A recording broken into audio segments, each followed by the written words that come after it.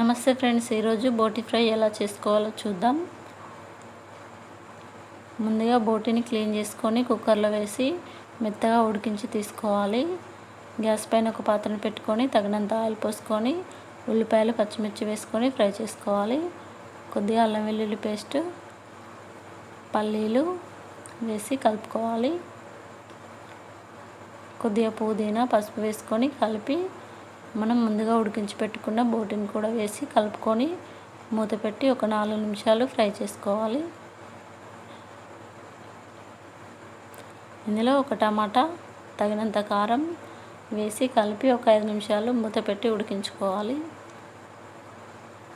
చూడండి, ఇలా ఫ్రై అయిన తర్వాత ఇందులో కొద్దిగా కొత్తిమీర, మసాలా, సాల్ట్ వేసి కలుపుకొని ఒక 2 నిమిషాలు ఫ్రై చేసుకుంటే ఎంతో రుచికరమైన బోటి ఫ్రై రెడీ ఫ్రెండ్స్. మీరు కూడా ఇంట్లో తప్పకుండా ట్రై